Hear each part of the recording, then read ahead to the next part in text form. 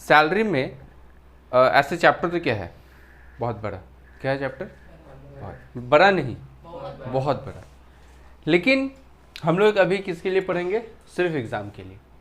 ऐसे पढ़ेंगे कि फटाफट क्या हो जाए, ख़त्म, और ख़त्म करके मेरा हम जो पढ़ेंगे वो मेरा एग्ज़ाम में भी क्या हो जाना चाहिए, आ जाना चाहिए। उस हिसाब से पढ़ाई करना है अभी, ठीक है, क्योंकि टाइम नहीं है, सीधा बात है, टाइम नहीं है, तुम लोग साल भर भरा नहीं है। अभी तुम जो भी पढ़ेगा वो एग्ज़ाम के लिए ही पढ़ेगा, पूरा नहीं सीख सकते। तो हम लोग करेंगे क्या, जिससे कि हम पूरा सब कुछ ऑलमोस्ट कवर्ड अप हो जाए। सैलरी का जो सम्स रहेगा ना, वो देखो दो टाइप का सम्स देता है सैलरी में। एक सैलरी का सम्स रहेगा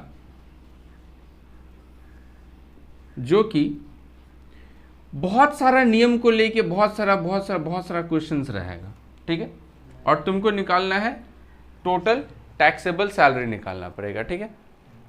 अब ऐसे जो सैलरी का जो सम्स रहेगा, उस टाइप का सम्स एक रहेगा, और दूसरा टाइप का सम्स कैसे रहेगा, या तो ग्रेच्युटी,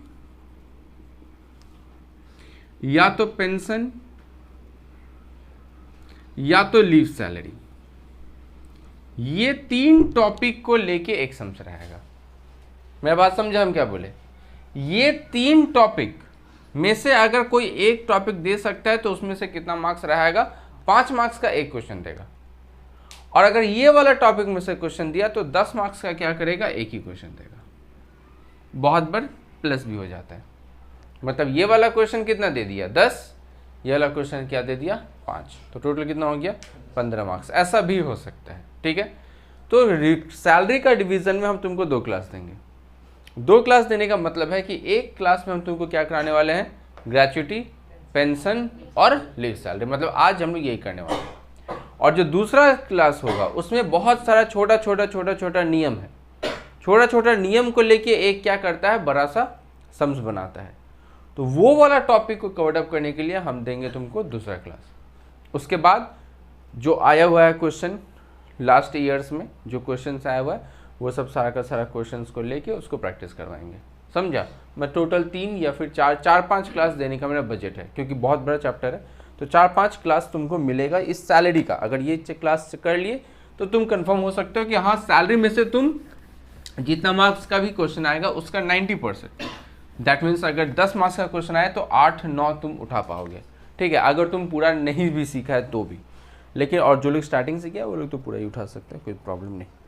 फिर भी हम ट्राई करेंगे पूरा 100% उठाने का। आ जाओ, देखो सबसे पहले स्टार्ट करते हैं ग्रेच्युटी से। ग्रेच्युटी क्या होता है,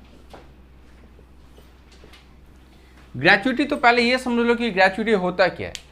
जब भी कोई भी इंसान काम करता है कहीं पे बहुत सालों तक, और काम करने के बाद जब वहाँ से रिटायर्ड होता है, ठीक है, रिटायर हो गया, अब रिटायर होने के बाद उसको वहाँ से एक ह्यूज अमाउंट मिलता है, एक लमसम अमाउंट एम्प्लॉयर प्रोवाइड करता है। वो जो अमाउंट होता है उसी को क्या बोला जाता है, ग्रेच्युटी बोला जाता है, ठीक है। अब ग्रेच्युटी में 2 बात आता है, एक होता है कवर्ड और एक होता है नॉट कवर्ड। तो पहले समझ लेते हैं कि कवर्ड और नॉट कवर्ड क्या होता है, कवर्ड नॉट कवर्ड क्या होता है वो पहले समझ लेते हैं। उसके बाद देखेंगे कि किसका कैलकुलेशंस कैसे करना है, ठीक है। पहला आता है कवर्ड। कवर्ड ग्रेच्युटी, कवर्ड क्या होता है, कवर्ड ग्रेच्युटी मतलब हो गया कि तुम जहाँ काम करते हो, मतलब एम्प्लॉय जहाँ काम करता है वहाँ पे 10 जन से ज़्यादा इंसान काम करता है। अगर कोई भी ऐसा इंसान जहाँ पे ऐसा ऑर्गेनाइजेशन है जहाँ पे 10 एम्प्लॉय से ज़्यादा है तो उसको कवर्ड माना जाता है। मतलब एम्प्लॉयर एक अमाउंट पे करने को बाध्य है, उसको देना पड़ेगा। और नॉट कवर्ड मतलब क्या हो गया, जहाँ 10 इंसान से कम इंसान काम करते हैं। सपोज मेरा एक छोटा सा बिजनेस है, 4-5 जन मिल के काम करते हैं, तो ऐसा कोई बात नहीं है कि मेरे को देना ही पड़ेगा, बट फिर भी मना भी नहीं करता है, दे ही सकता है, मन है तो दे सकता है, कोई दिक्कत नहीं है, ग्रेच्युटी दिया जा सकता है। लेकिन वो नॉट कवर्ड है, कवर्ड नहीं है। अगर एक क्या होता है कवर्ड और एक होता है नॉट कवर्ड, समझ गया। 10 जन से ज़्यादा है तो कवर्ड, 10 जन से कम है तो नॉट कवर्ड, डन। तो वेल, ये तुम्हारा बस नॉलेज पर्पस के लिए था, एग्जाम का रिलेटेड ये वैसा कुछ आएगा नहीं कि कवर्ड क्या होता है, नॉट कवर्ड क्या होता है। अब बात करते हैं कैलकुलेशन का। तो फिलहाल तुमको अभी तक हम जो भी बताएं तुमको ये समझ में आया है कि ग्रेच्युटी क्या होता है। जब भी कोई इंसान रिटायर होता है तो उसको एक ह्यूज अमाउंट, एक लमसम अमाउंट पे करता है उसका एम्प्लॉयर, और उसी को क्या बोलते हैं, ग्रेच्युटी बोलते हैं। अब टैक्स क्या बोलते हैं वो सुनते हैं, टैक्स क्या बोलते हैं। तो हेडिंग बना लो, gratuity covered, gratuity covered. Covered हम लोग पहले सीखेंगे। तो सबसे पहले हम लोग लिखेंगे जो भी, मतलब जिसका भी नाम रहता है, एम्प्लॉय का नाम रहता है, तो ये मिस्टर जो भी है, यहाँ पे होता है स्टेटस, इंडिविजुअल, और यही फॉर्मेट हमेशा फॉलो करेगा टैक्स में, ठीक है। स्टेटस इंडिविजुअल रहता है, प्रीवियस ईयर, तुम्हारा प्रीवियस ईयर कितना है, 21-22 चल रहा है, और असेसमेंट ईयर कितना चल रहा है, 22-23, ठीक है। हम लोग क्या निकालने वाले हैं, टैक्सेबल ग्रेच्युटी। तो लिखिएगा कंप्यूटेशन ऑफ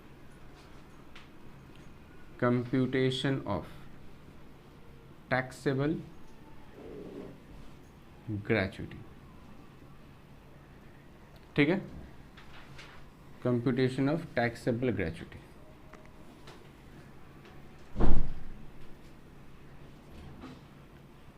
ये फॉर्मेट है, फटाफट ड्रॉ करेगा।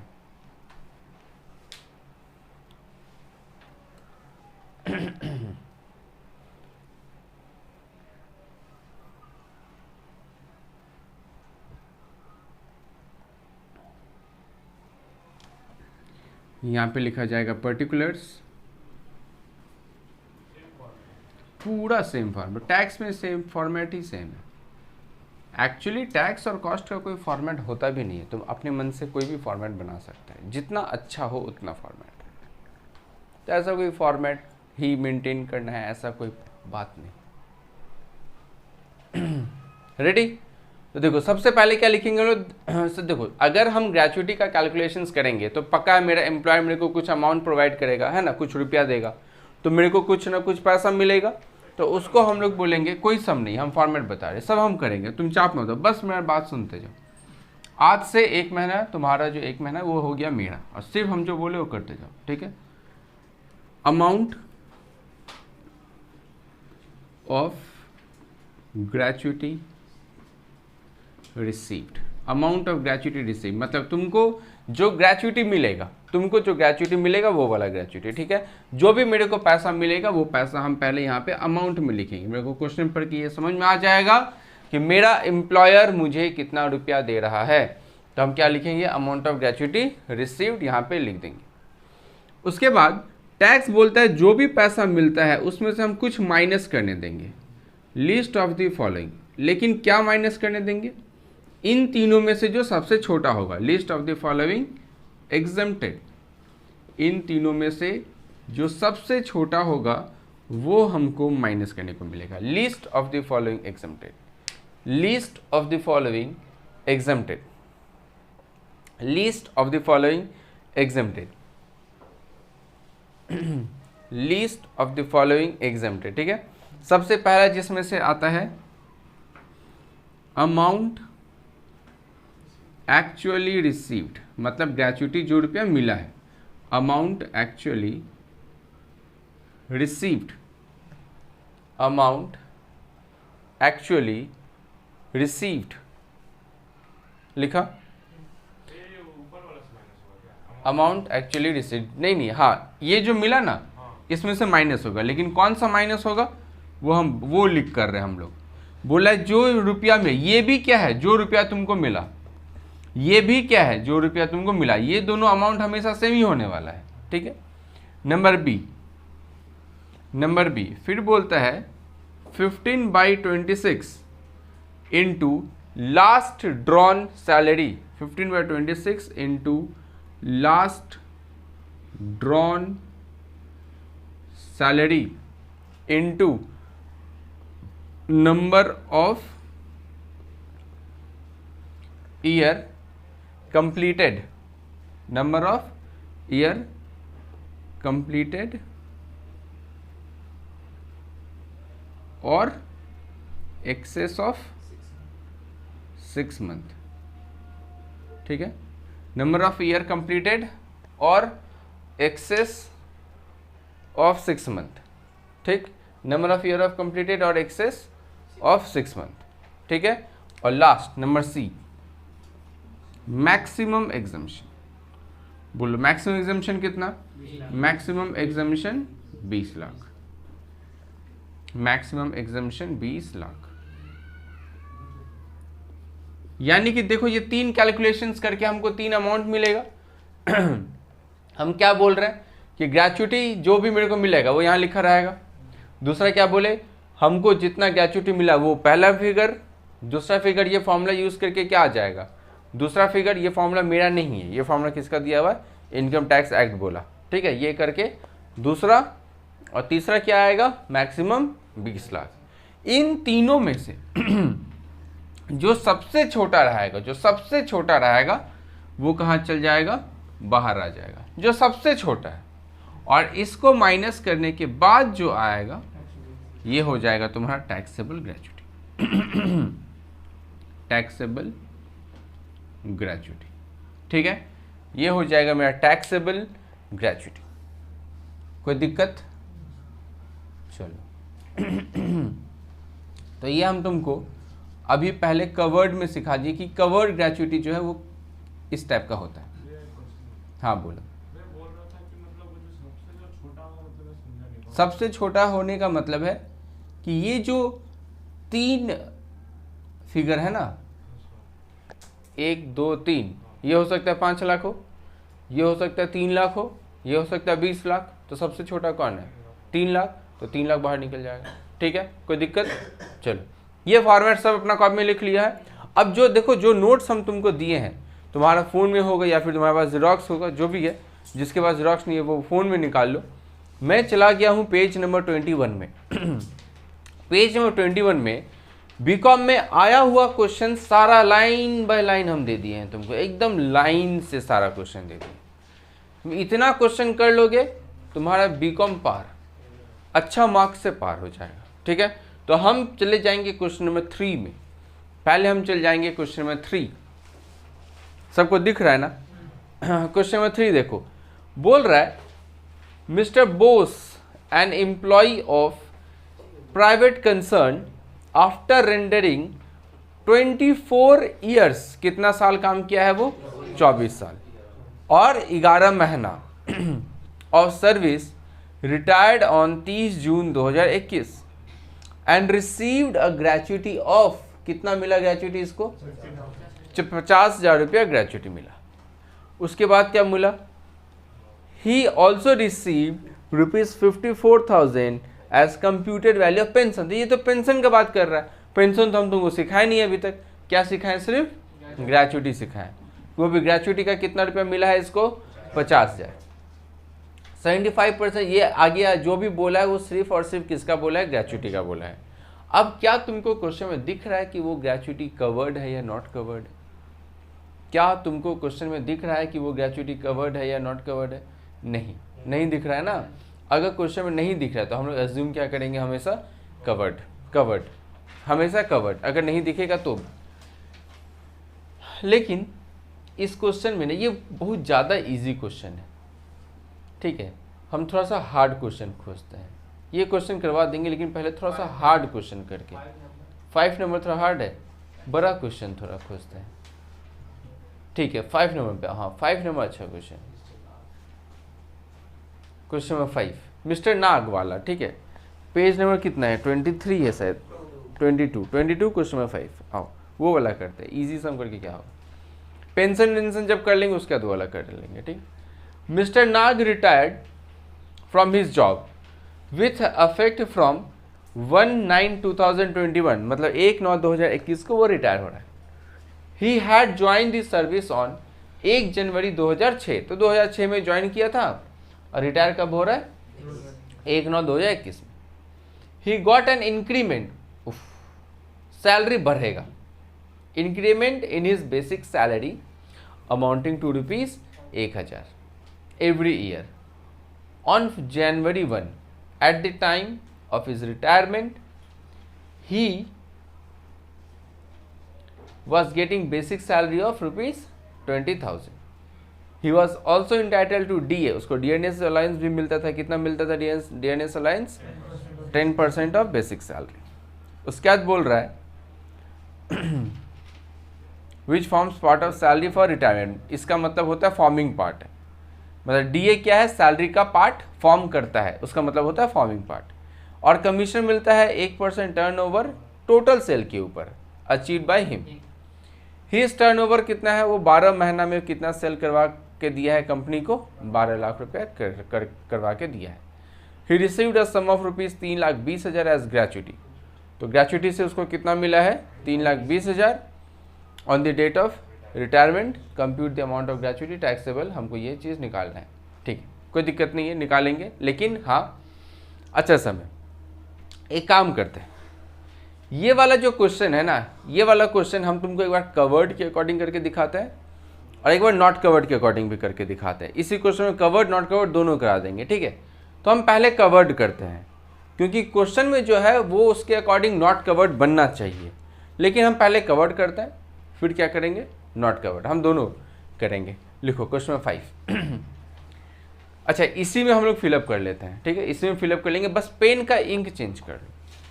अगर तुम ब्लैक से लिखे हो तो ब्लू ले लो हाथ में, ब्लू से लिखे हो तो ब्लैक ले लो, जिससे कि नंबर्स दिखे, अगर पॉसिबल है तो। अगर पॉसिबल नहीं है तो इट्स ओके, जो है उसी से लिखो। देखो क्वेश्चन पढ़ के मुझे ये समझ में आया कि अमाउंट ऑफ ग्रेचुटी रिसीव्ड कितना है। देखो तो क्वेश्चन में अमाउंट ऑफ ग्रेचुटी रिसीव्ड कितना है, अमाउंट ऑफ ग्रेचुटी रिसीव्ड कितना है, बताओ फटाफट। 3,20,000 मिला सबको। Amount of gratuity received 3,20,000। तो मैं यहाँ लिख रहा हूँ अमाउंट ऑफ ग्रेचुटी रिसीव्ड, यहाँ लिख दिया मैं 3,20,000, यहाँ लिखा मैं 3,20,000। 3,20,000 अमाउंट ऑफ ग्रेचुटी रिसीव्ड 3,20,000, ठीक है। उसके बाद क्या है, list of the following exempted, ये तो लिखा हुआ ही है। Number A, amount actually received, कितना रुपया मिला मेरे को बताओ, ग्रेचुटी का कितना मिला, 3,20,000, तो 3,20,000, गुड।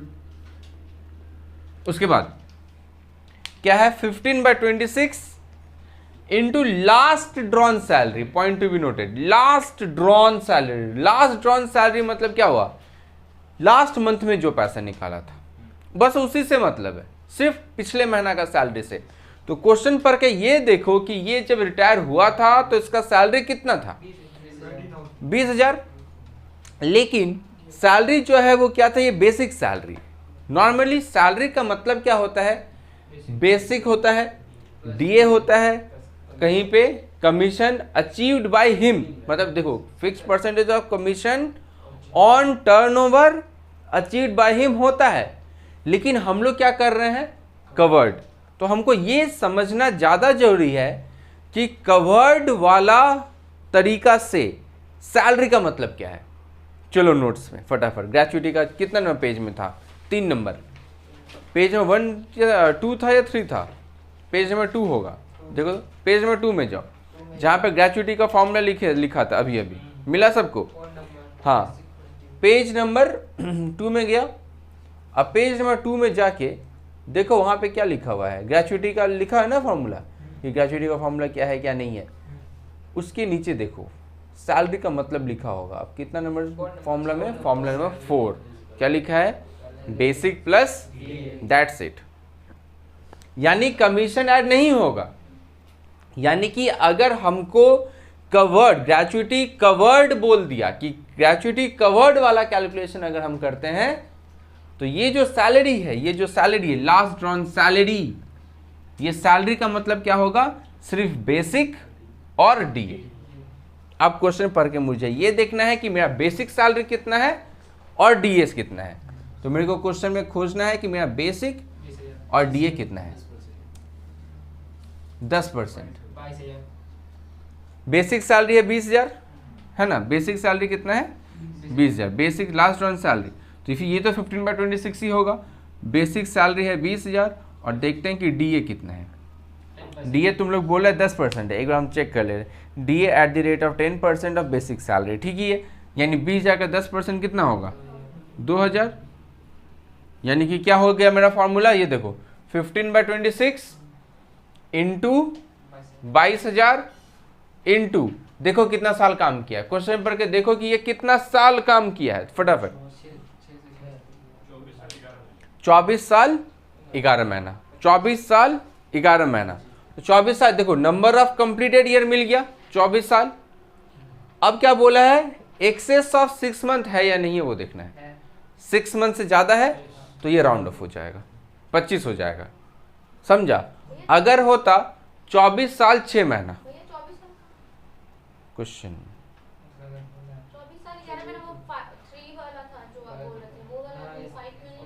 इसमें क्या बोला नहीं है।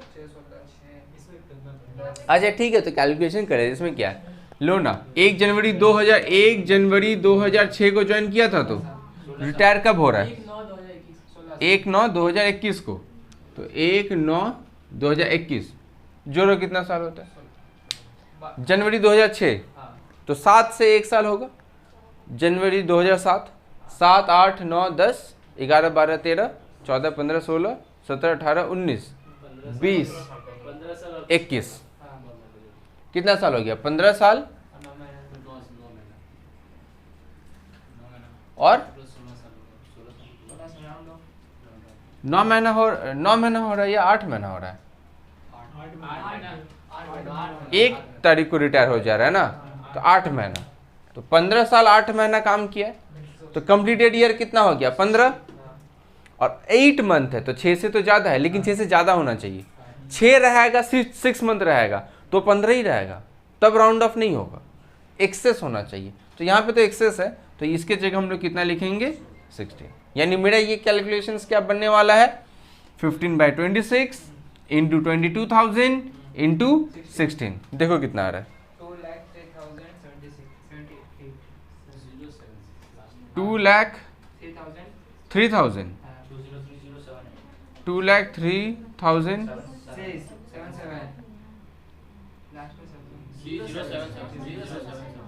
077 2,03,077, यही है ना, 2,03,077 आया सबका।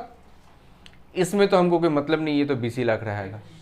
अब देखना है इसमें सबसे छोटा कौन सा है, सबसे छोटा देखो कौन सा, 2 लाख, 2 लाख कहाँ है, 2,03,077, 2,03,077, तो 2,03,077 माइनस कर दो, 1,16,923 रुपया, ठीक है। कोई दिक्कत है किसी को, बोलो। हाँ नहीं, ये बोले last drawn salary, last drawn salary मतलब जो लास्ट मंथ में ड्रॉ किया, दैट्स इट, ठीक है, डन, कोई दिक्कत। ये क्या हम लोग कर लिए, कवर्ड। अब करेंगे नॉट कवर्ड, तो हेडिंग बना लो नॉट कवर्ड। इसी क्वेश्चन को नॉट कवर्ड में करेंगे, इसी क्वेश्चन को करेंगे नॉट कवर्ड में।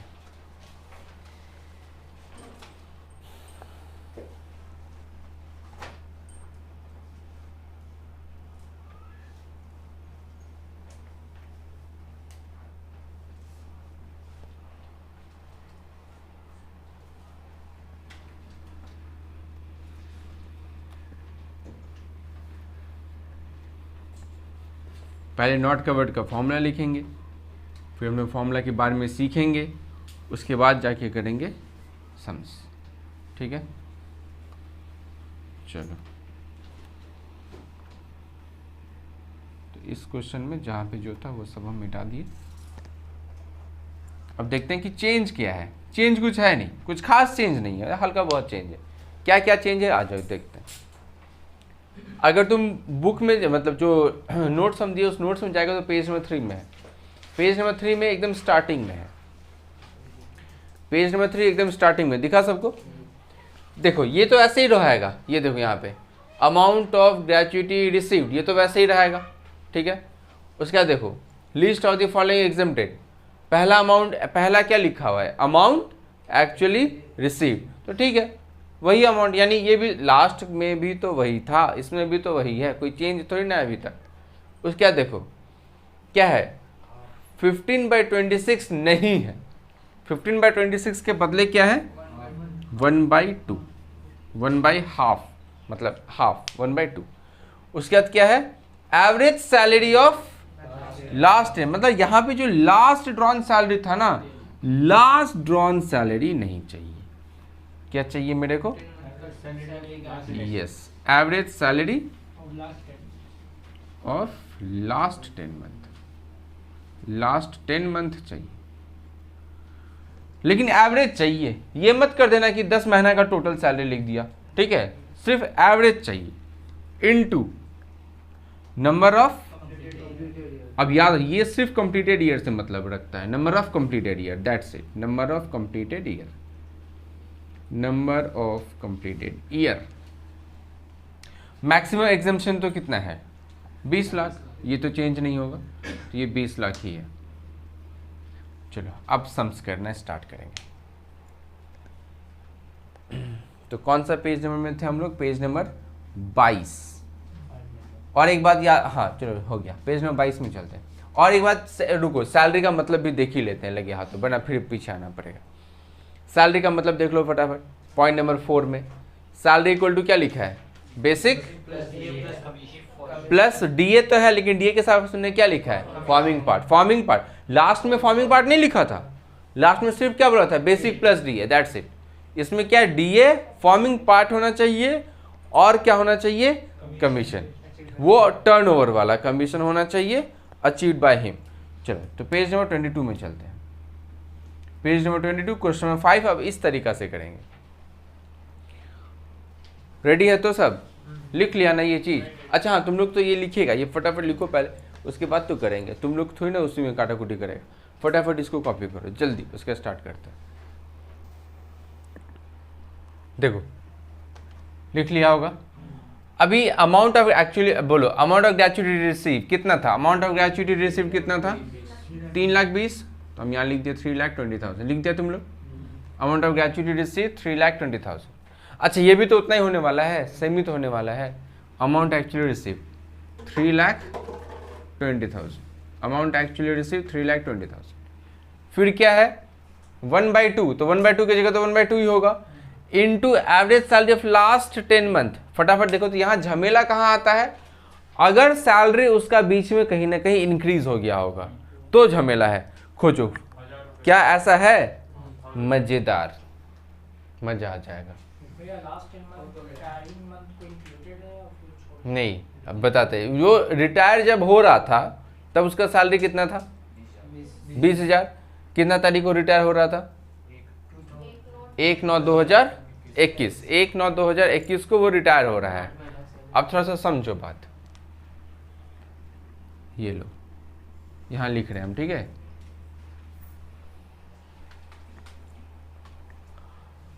सुनो, रिटायर हो रहा है 1/9/2021 को, 1/9/2021, यानी लास्ट पैसा कब उठाया होगा वो 8 से, अगस्त से। तो अगस्त से हमको पीछे कितना महीना तक आना है, 10 महीना। अगर हम पीछे 10 महीना आए तो क्या क्या आएगा, अगस्त से पहले क्या आता है, जुलाई, फिर क्या आएगा, जून, फिर मई, फिर अप्रैल, फिर मार्च, फिर फरवरी, फिर जनवरी, फिर दिसंबर, फिर नवंबर। कितना महीना हुआ, 1 2 3 4 5 6 7 8 9 10, ये 10 महीना का सैलरी चाहिए।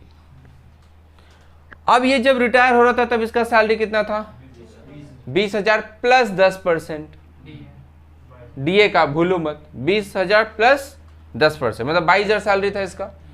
मतलब अगस्त में उसका सैलरी 22,000 था, हम बोल रहे हैं हाँ या ना।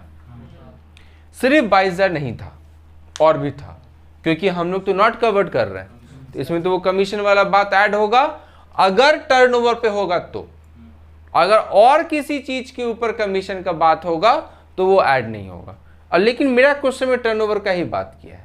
अब देखो कितना परसेंट टर्नओवर पे मिलेगा उसको, 1%, और उसका सेल कितना है, 12 lakh of the total sale achieve by his turnover for the 12 month.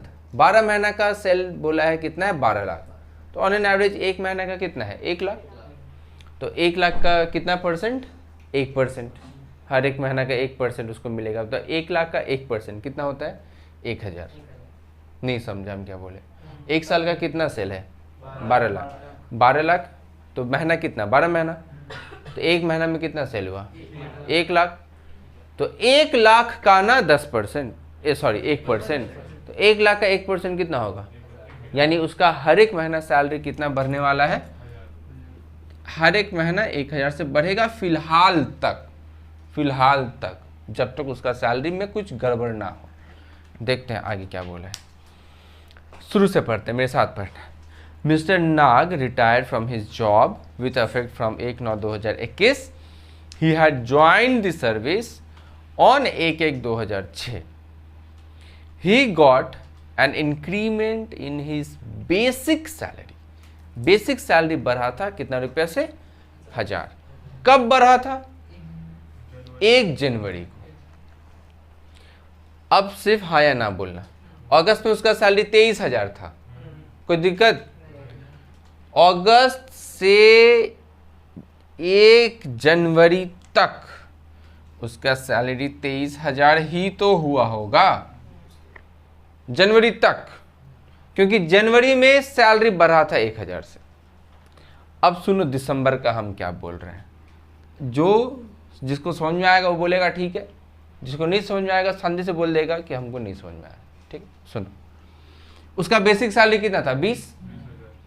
1000 से बढ़ने के बाद, 20 कब था, अगस्त में था, बढ़ा कब था, तो बढ़ने के बाद ना 20,000 हुआ, तो दिसंबर में कितना हुआ होगा, 19,000।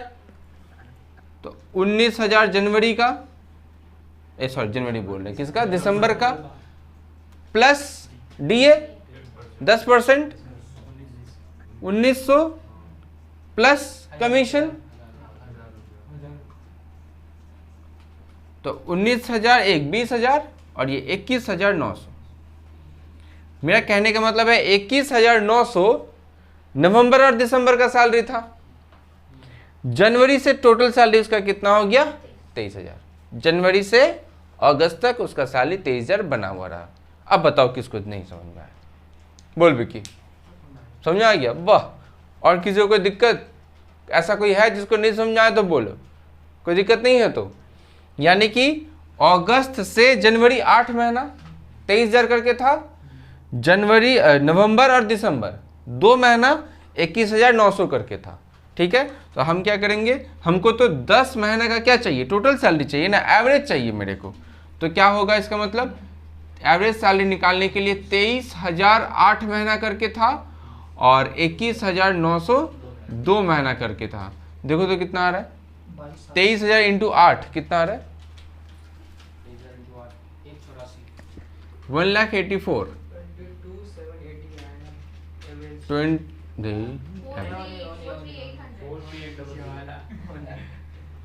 21,900 इंटू 2, 43800, जोड़ो 227800। ठीक है, अब मेरे को तो एवरेज चाहिए, तो एवरेज सैलरी 227800 डिवाइडेड बाई 2278। समझ में आया? ठीक है, तो चाप नहीं है ना, क्या हुआ बोलो, कोई दिक्कत है तो बोलो। थोड़ा सोचना पड़ रहा है, दिक्कत यही है। तो भगवान दिमाग भी तो सोचने के लिए ही दिया है, क्या है दिक्कत? ठीक है, कोई बात नहीं। 1/2 into average salary of last 10 month कितना हो गया, 22,780। तो हम लोग यहाँ पे क्या लिखेंगे, 22,780। अच्छा, कंप्लीटेड ईयर से मतलब है सिर्फ कंप्लीटेड ईयर, 15 साल, खत्म। इतना इजी, इंटू कर दो 1,70,850। तीनों में से सबसे छोटा कौन, 1,70,850। तो 1,70,850 माइनस कर दो, कितना आएगा, 149,150। ये हो गया टैक्सेबल ग्रेच्युटी, खत्म। समझा, एकदम इजी। हल देखो, सीधा बात है, अगर तुमको नहीं समझ में आए तो हमको तो नहीं आता है, कसम से बता रहा, हमको समझ में नहीं आता है, हमको समझ में नहीं आता, हम तो ऐसे ऐसे लाइन टान लेते हैं। अब नहीं आ रहा है भाई, हम क्या करें, हमको उल्टा नहीं आ रहा है, दिमाग उतना मेरा तेज नहीं है, हम नहीं सोच पाते हैं, तो क्या करें। तो ऐसे लाइन टान के जैसे हम किए ना, हम ऐसे ही करके करते हैं। क्या है, हाँ लिख सकते,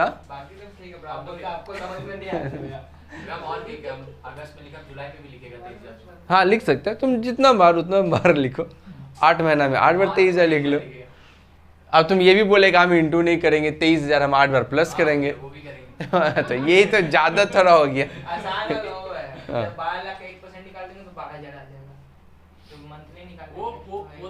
वो एक ही बात, तुम सोचने का तरीका अलग है, समझा? बढ़े आगे। ये हम लोग क्या कंप्लीट कर लिए, ग्रेच्युटी। अब करेंगे, ठीक है? तो ये हम लोग क्या कर लिए, ग्रेच्युटी। अब क्या करेंगे, लीव सैलरी। फटाफट लीव सैलरी कर लेते हैं, चलो फटाफट चलो। तो लीव सैलरी में जल्दी चला गया, पेज नंबर आई थिंक 3 में होगा। लीव सैलरी पेंशन में टाइम नहीं लगेगा, टाइम इसी में था।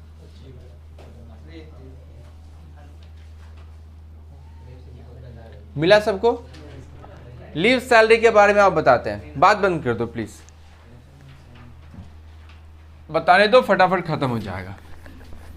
मतलब 1 घंटा में सारा खत्म, तीनों टॉपिक इंपॉर्टेंट टॉपिक। फिर और है ही क्या, फिर तो छोटा छोटा नियम है और कुछ नहीं। उसमें भी हम तुमको बता देंगे कि क्या याद रखना है। 10 नियम में से 1 नियम बोलेंगे, याद रखो, बात खत्म। तुम बस उतना ही याद रखना। देखो लीव सैलरी, लीव सैलरी में मेरा नोट्स को देखेगा तो 3-3 एरो निकला हुआ है, ठीक है? अब सुनो, नोट्स जाए बाहर में, मेरा बात सुनो ध्यान से, कुछ याद नहीं रखना है। लीव सैलरी में बस 2 बात याद रखना है। क्या याद रखना है? हम काम कर रहे हैं, काम करने के दौरान अगर हम अपना मालिक को बोले कि हमको छुट्टी नहीं चाहिए, मुझे पैसा चाहिए, तो वो हो गया लीव इनकैशमेंट। क्या हो गया वो? और वो टैक्सेबल है, बात खत्म। मतलब काम करने के दौरान अगर कोई अपना छुट्टी कटवा के उसके बदले पैसा लेता है तो वो क्या बन जाता है, टैक्सेबल। टैक्सेबल, टैक्स देना पड़ता है, इनकैशमेंट होता है और वो टैक्स देना पड़ता है। और दूसरा, मेरे को 1 साल में 30 दिन का छुट्टी मिलता था, या फिर 40 दिन, या फिर 45 दिन, या फिर 50 दिन। Very very important line. मुझे, मैं जिस कंपनी में काम करता हूँ वो मुझे 30 दिन, 40 दिन, 50 दिन, 10 दिन, 12 दिन, 18 दिन, कितना दिन भी छुट्टी दे सकता है। कितना दिन भी छुट्टी दे सकता है, जितना छुट्टी दे रहा है। हम 30 साल उसके पास काम किए, 30 ईयर्स। अगर मान लो मेरे को एक कंपनी 20 दिन का ही छुट्टी देता है 1 साल में, तो इसका मतलब 30 दिन में कितना, 30 साल में कितना हो गया, 600 दिन। मुझे 30 साल काम करने में मैं 600 दिन छुट्टी ले सकता था, लेकिन मैं 600 दिन छुट्टी लिया नहीं हूं, मैं 200 दिन छुट्टी लिया। कितना दिन बच गया, 400। ये 400 दिन के बदले, अब तो मैं आज रिटायर हो रहा हूं, तो अब तो ये मेरा पैसा डूब जाएगा अगर हम लेंगे नहीं तो इस 400 दिन का जो भी पैसा बनेगा वो कंपनी मुझे वो पैसा देगा। इसको बोलते हैं लीव सैलरी। समझ में आ गया बात? खत्म, इतना ही याद रखना है। अब जो 1 2 3 4 बात रखना है, वो तो जैसे ग्रेजुएटी में 3 बात था वैसे इसमें 4 बात है, और ठीक वो तो याद हो जाएगा, चाप नहीं है। मतलब क्या है, हर काम करने के लिए हम लीव इनकैशमेंट कराए हैं, टैक्सेबल। उसके बाद अगर एक बार में पैसा मिल रहा है तो उसका कैलकुलेशन अलग होगा। उसका कैलकुलेशन बस मुझे इतना देखना है, ठीक है? गवर्नमेंट फवर्नमेंट क्या है ना है तेना है, वो सब याद रखना नहीं है, और याद भी क्या रहेगा, वो एग्जाम्प्ट रहता है, ठीक है? छोड़ो, बस यही 2 बात याद रखना। आओ लिखो, calculation of taxable leave salary. Calculation of taxable leave salary. Calculation of taxable leave salary. Calculation of taxable leave salary, ठीक है?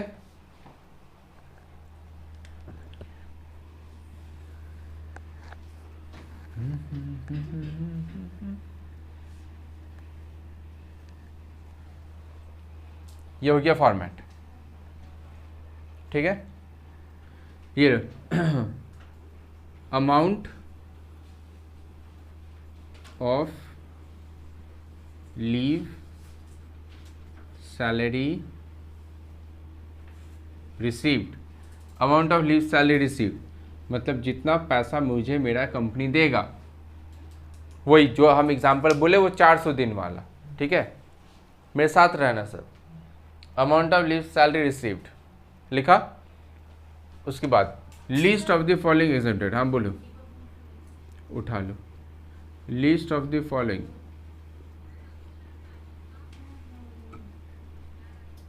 Exempted, list of the following exempted, हाँ वही वाला नियम, 4 में जो सबसे छोटा होगा वो बाहर निकलेगा, माइनस होगा। हम तो इतना इजी है, क्या ही है, अरे सबके लिए इजी है। पर ना तुम 2 दिन पर सेक्शन लिख सकते हैं, सेक्शन हाँ लिख सकते हैं, अगर तुम याद रख सकते हो तो लिख सकता है, कोई दिक्कत नहीं। अंडर सेक्शन 10AA लिख सकते हैं। लीव सैलरी, देखो लीव सैलरी में सबसे पहले number A, amount actually received, amount actually received मतलब वही, ये दोनों तो सेम ही होने वाला है, जितना रुपया मिला।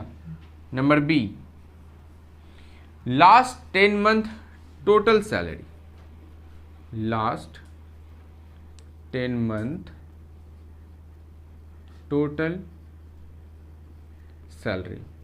तो ये कौन सा नया चीज है, अभी अभी तो करके गए थे, अभी अभी तो एवरेज किए थे ना, उसमें डिवाइड कर दिए 10 से, इस बार डिवाइड नहीं करेंगे, जोड़ के जितना आएगा वो लिखेंगे, सिर्फ 10 मंथ का टोटल सैलरी जो भी होगा, कौन सा बड़ा बात है। Number C, leave salary entitlement on the basis of maximum 30 days for each completed years, for each completed years, ठीक है। उसके बाद मैक्सिमम एग्जम्पशन,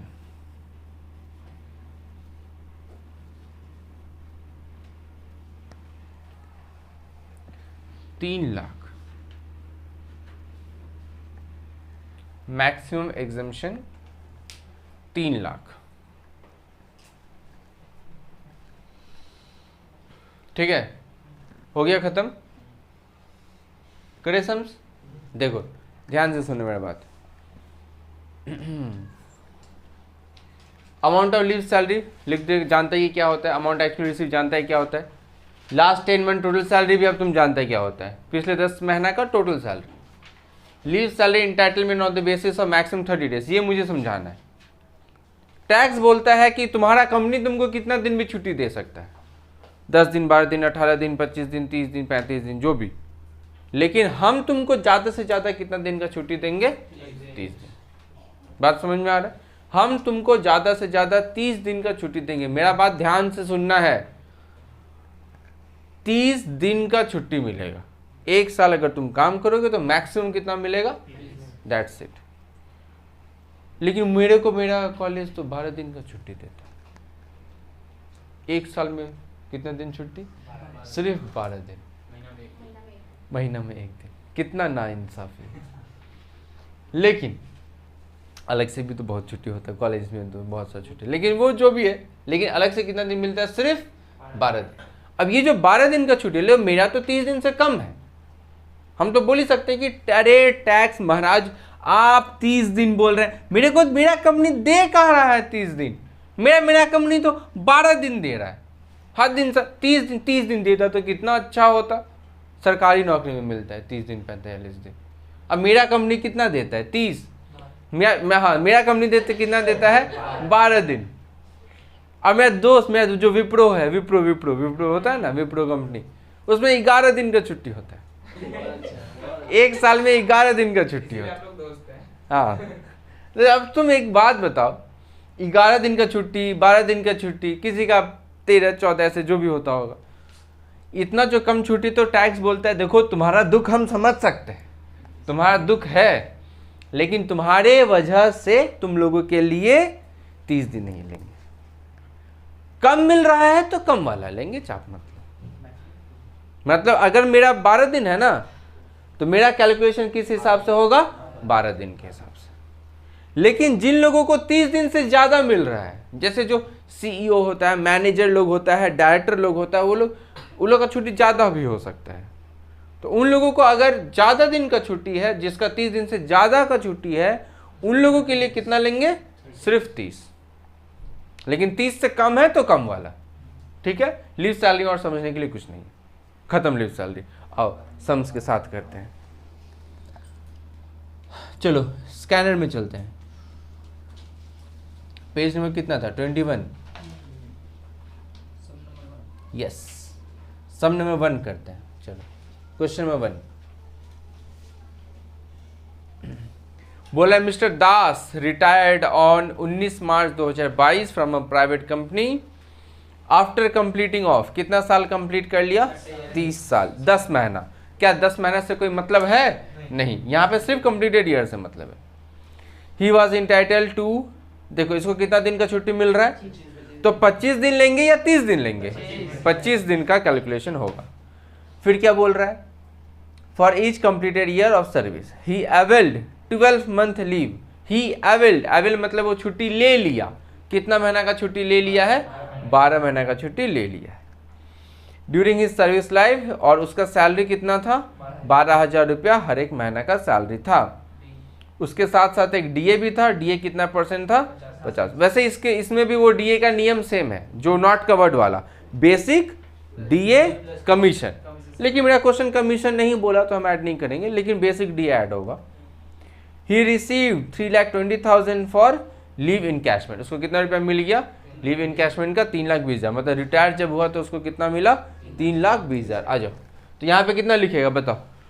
अच्छा, फॉर्मेट तो ड्रॉ किया वही है, बस कलर चेंज कर लेना। Amount of leave salary received कितना लिखेंगे यहाँ पे, 3,20,000। तो यहाँ हम लिख दिए 3,20,000, 3,20,000। उसके बाद अमाउंट एक्चुअली रिसीव्ड, यहाँ पे भी कितना होगा, 3,20,000।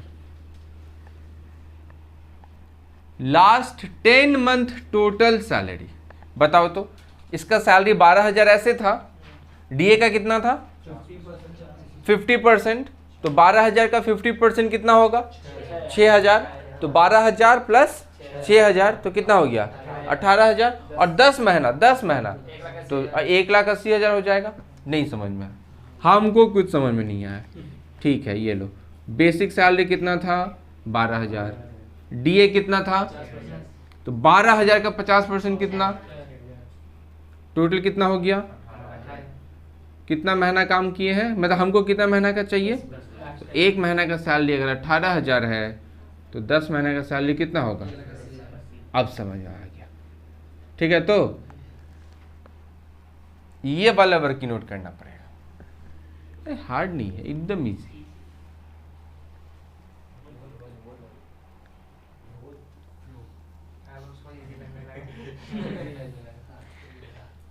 करें स्टार्ट। देखो मेरे साथ रहे ना, चल रहे वर्किंग नोट में। देखो यहाँ पे कितना दिन, एक टैक्स के अकॉर्डिंग कितना होता है, मेरे को कितना दिन का छुट्टी, तो 25 का ही लेके कैलकुलेशन होगा क्योंकि कम है। ठीक है, यहाँ पे लिखेंगे टोटल लीव। हाँ, 25 दिन मिल रहा है यानी 25 डेज इनटू कितना साल काम किए थे, 30 साल, यानी इंटू करके देखो कितना आएगा, 750 दिन आया सबका, 750 डेज। लेकिन प्रॉब्लम क्या है, हाँ ये किस में, ये डेज में है, और नीचे बोला ना वो लीव अवेल किया है मंथ में। अरे यार क्या दिक्कत है, डेज में होता तो डेज में माइनस कर देते, मंथ में है तो कितना टाइम लगेगा इसको मंथ में कन्वर्ट करने में? एक महीने में कितना दिन होता है बताओ? 30 दिन। तो यानी 750 में 750 मतलब कितना महीना? 750 डिवाइडेड बाई 30 कितना महीना? तो 25 महीना। अब देख लो कितना दिन वो छुट्टी, 25 महीना इसका टोटल बनता था। 30 साल में इसका टोटल कितना बनता था? 25। और कितना महीना छुट्टी ले लिया? माइनस कर दो, लीव अवेल्ड कितना ले लिया? तो बचा कितना? 13 महीना। खत्म। ये तो और इजी हो गया। एक महीना का सैलरी कितना है? एक महीना का सैलरी कितना है? 18,000। तो 13 महीना का सैलरी कितना होगा?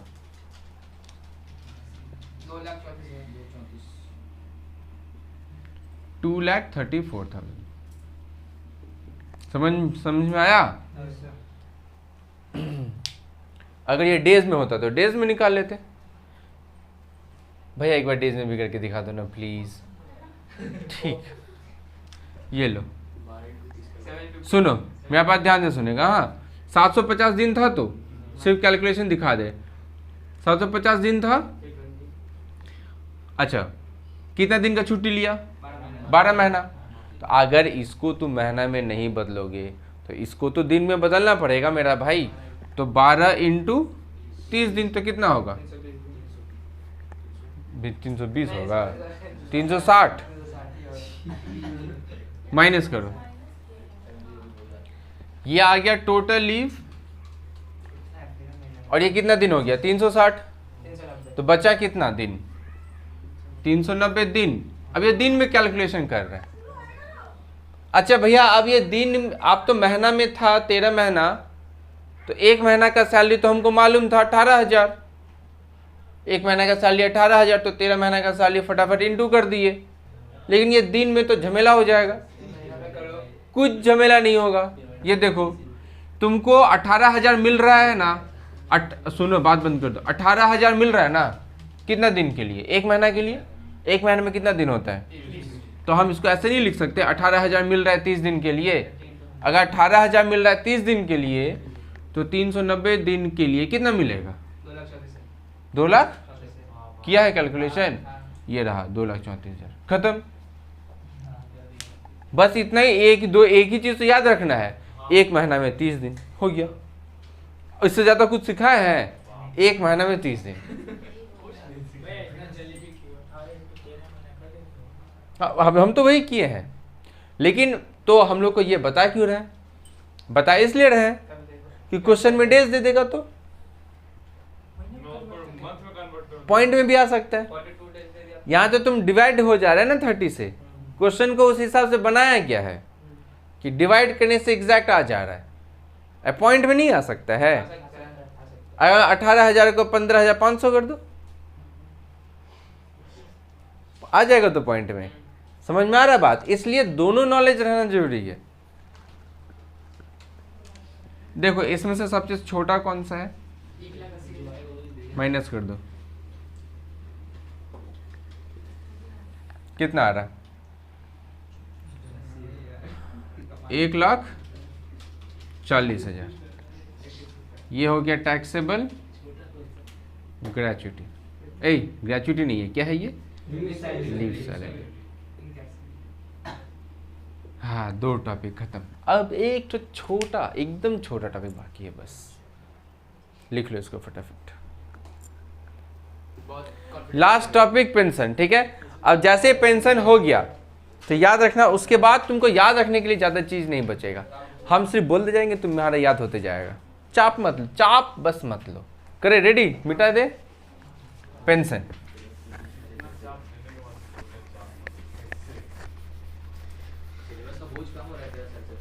हाँ बस तुम क्लास रोज आते जाओ, ढंग से करते जाओ, खत्म। एक महीना क्या, 20 दिन भी बहुत है। 20 दिन में 20 बार सिलेबस खत्म कर लेंगे। आओ रेडी? सुनो, पेंशन, पेंशन होता क्या है? पेंशन होता है उम्रदार लोग के लिए, मैं जो रिटायर हो जाता है, हर जो कि माथा में टेंशन रहता है। सुनो इधर, वही लोग लेता है पेंशन ना, ठीक है, आओ इधर आओ, हो गया सिन।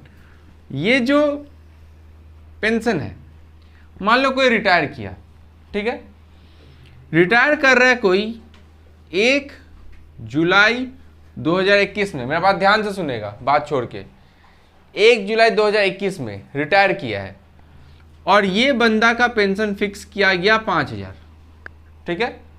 अब आज से जब तक अनंत काल तक वो जब तक जिंदा रहेगा तब तक उसको कितना रुपए मिलते जाएगा?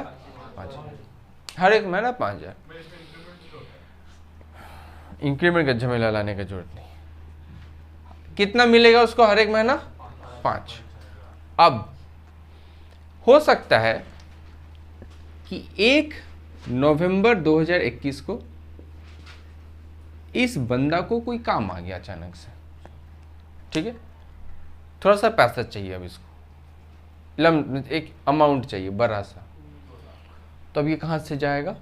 चल जाएगा सरकार के पास, जाके उसको बोल सकता है कि मुझे जो 5,000 रुपया पेंशन मिलता है, ये 5,000 रुपया आप मुझे जिंदगी भर देने वाले हो ना, एक ही बार दे दो मेरे को, हमको जिंदगी भर नहीं चाहिए। उसके बाद हम जिंदा जब तक रहेंगे हम अपना समझ लेंगे, हम आपसे पैसा नहीं मांगने आएंगे। उसको बोलते हैं कम्यूटेड, ठीक है। लेकिन बहुत जन ऐसे भी करता है, बोलता है 5,000 देने वाले हैं ना आप मुझे जिंदगी भर, आप मेरे को उसमें से 3,000 रुपया जिंदगी भर का जितना है उतना अभी दे दो, मतलब 3,000 क्या कर दो? कम्यूटेड कर दो। मतलब एक एस्टिमेट बैठाया जाएगा, जैसे अभी एट प्रेजेंट एक इंसान का एवरेज 75 to 80 होता है, तो अब उसके अकॉर्डिंग बैठा लेगा 3,000। बाद बाकी वो हर एक महीना कितना लेने वाला है भाई? 2,000, 3,000, 3,000 तो क्या करा लिया? कम्यूटेड। अभी वो हर एक महीना कितना मिलेगा? अब टैक्स बोलता है हर एक महीना के अकॉर्डिंग जो पेंशन मिलता है वो टैक्सेबल है, ठीक है। हर एक महीना के अकॉर्डिंग जो पेंशन मिलेगा, मतलब मंथली पेंशन टैक्सेबल है, और जो पेंशन आप कम्यूटेड करा लिए उसका 1/3 या तो 1/2 मतलब 1/3 और हाफ माइनस करने देंगे। अगर ग्रेच्युटी मिला है तो 1/3 माइनस करने देंगे, अगर ग्रेच्युटी नहीं मिला है तो 1/2 माइनस करने देंगे। ग्रेच्युटी मिला है, नहीं मिला तो अभी भी पढ़े, मिल भी सकता है नहीं भी मिल सकता है नॉट कवर्ड को। तो अगर मिला है तो कितना माइनस करने को मिलेगा? 1/3। अगर नहीं मिला है तो कितना माइनस करने को मिलेगा? 1/2, ठीक है। अब छुट्टी हो जाएगा थोड़ा देर में, तो जो लोग इधर उधर अब देखने लगा है वो लोग इधर उधर मत देखो, 5 मिनट का बात है, कंसंट्रेशन इधर बना के रखो, ठीक है। 3-2। अब अगर ये जो हिसाब मिलता है ना, अब ये कैलकुलेशंस कैसे होगा वो बता देते हैं, बस समझ खत्म। चलो स्कैनर में वो जो सबसे पहला वाला कौन सा नंबर हम लोग करने वाले थे? 3। क्वेश्चन नंबर 3 में चलो, क्वेश्चन नंबर 3 देखो, बोल रहा है अच्छा ग्रेच्युटी नहीं, ग्रेच्युटी में तो कुछ है ही नहीं, उसमें ग्रेच्युटी कितना मिल रहा है? 54। ग्रेच्युटी वाला भी कर दे क्या? ये देखो ग्रेच्युटी का आंसर नहीं लाएगा, ध्यान से सुनो, बात बंद कर दो, हम बोल रहे हैं गुस्सा मत दिलाओ। ये देखो अमाउंट एक्चुअली रिसीव्ड कितना होगा? 54। List of the following exempted, list of the following exempted लिखिएगा। नंबर 1 क्या होगा? Amount actually received. सैलरी वैलरी तो बोला ही नहीं है तुमको कुछ, हर एक महीना क्या है क्या नहीं है, ठीक है, ये तो तुम निकाल ही नहीं पाएगा। मैक्सिमम कितना है? सबसे छोटा कौन? 54। तो 54 बाहर निकलेगा, कितना हो जाएगा? ये तो तुम खुद ही कर लेता, तो ये हम नहीं कर रहे, हम पेंशन कर रहे हैं, ठीक है, हम पेंशन कर रहे हैं। 3 नंबर में पेंशन देखो, वो कितना पेंशन फिक्स किया है, देखो उसका 54,000 तो उसको पेंशन मिला है। हर एक महीना का कितना मिला नहीं बोल, तो लास्ट में वो एवरेज सैलरी दिया, his average salary for preceding 10 month of his retirement was 4,500 मिला सबको। अब सुनो, ध्यान से सुनेगा। पेंशन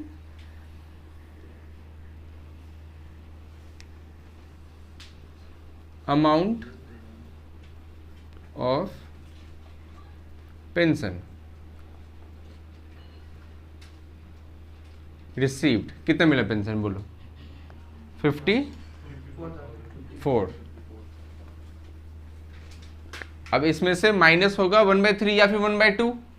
ग्रेच्युटी मिलेगा तो 1/3, नहीं मिलेगा तो अब क्वेश्चन में देखो कि इसको ग्रेच्युटी मिला है कि नहीं मिला है।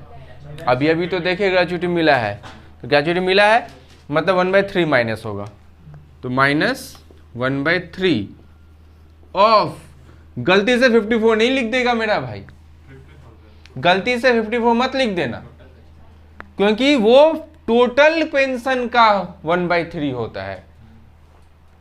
ये टोटल पेंशन का थोड़ी ना करवाया है कम्यूटेड।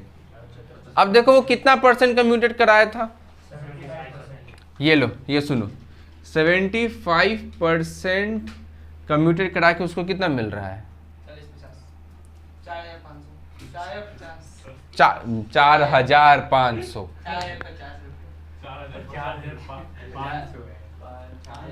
4,500 है तो उसका सैलरी, उसका 75% वो कम्यूटेड करा लिया, देखो कितना आता है 75%, यानी कि 3,375 को कम्यूटेड कराने से उसको कितना मिला है? 54,000। तो 4,500 अगर कम्यूटेड कराता तो कितना मिलता? 54,000 डिवाइडेड बाय 3,375 इंटू 4,500, देखो कितना 75 72। भैया ऐसे हम लोग ऐसे डायरेक्ट कर दिए, ये आपका 54,000 ये तो 75% है। चुप रहेगा, क्या रहेगा? डायरेक्ट निकाल यस, अब भी चुप रहेगा, ठीक है। कितना आया? 72,000 आया, ये टोटल पेंशन है। अब यहां पे देखो 1/3 ऑफ क्या लिखेंगे? 72,000, 1/3 ऑफ 72,000। क्या गोलमाल हो गया? मतलब सैलरी कितना था उसका? 4,500। 4,500 का 75% कितना हो गया? 3,375। 3,375 को कम्यूटेड करा के इतना मिला, तो 4,500 को कम्यूटेड कराता तो कितना मिलता? 72। ये टोटल पेंशन है, टोटल पेंशन का 1/3 कितना होता है? देखो 24,000। ये हो गया 24,000। तो ये आंसर कितना आ जाएगा? नहीं, आंसर कैसे आएगा अभी? ये तो ये 30,000 टैक्सेबल है। इसमें भी डायरेक्ट बाहर निकालना है ना। हाँ, टैक्सेबल पेंशन। लेकिन सोचो, आंसर इतना ही दिया है 30,000, लेकिन इसकी यहीं पे खत्म नहीं होगा, आगे अभी है। सोचो तो, देखो तो वो रिटायर कब हुआ था? जून, 30 जून। जून में रिटायर हुआ है। अब देखो उसको पेंशन कब से वो कम्यूटेड कब कराया था?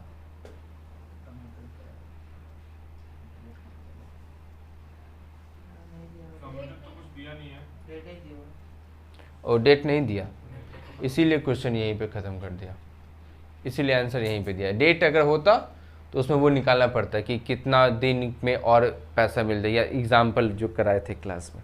ठीक है, खैर नहीं दिया है तो तुम यहाँ तक भी छोड़ सकते हो, कोई प्रॉब्लम थोड़ी ना है। तो आंसर कितना आ गया? 30,000। लेकिन अगर क्वेश्चन में दे देता डेट, देखो अगर मेरा क्वेश्चन बोलता जैसे ये रिटायर कब हुआ? जून, और क्वेश्चन में बोलेगा अक्टूबर में कम्यूटेड कराया, मेरा बात समझ नहीं रहा है। अक्टूबर में क्या कराया है?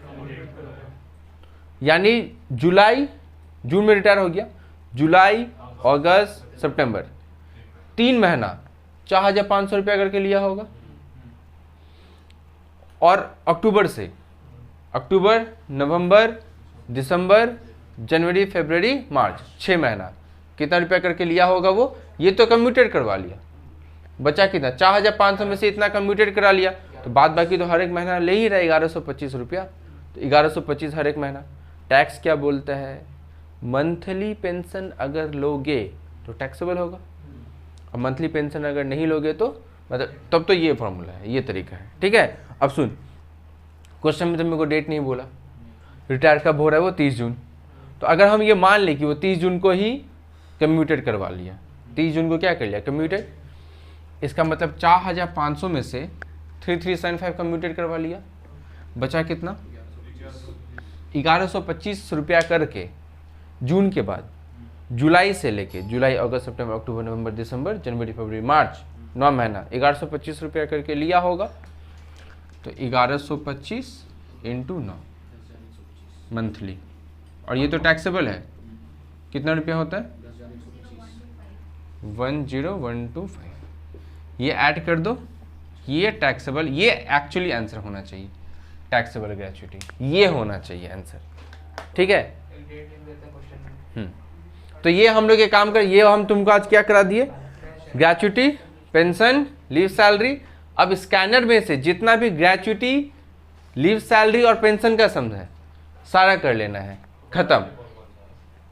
स्कैनर है तो तुम्हारे पास देख लेना ना, लिखा हुआ था क्वेश्चन, देख लेना, टैक्सेबल, ग्रेच्युटी, लीव सैलरी, सारा होमवर्क। बोलो।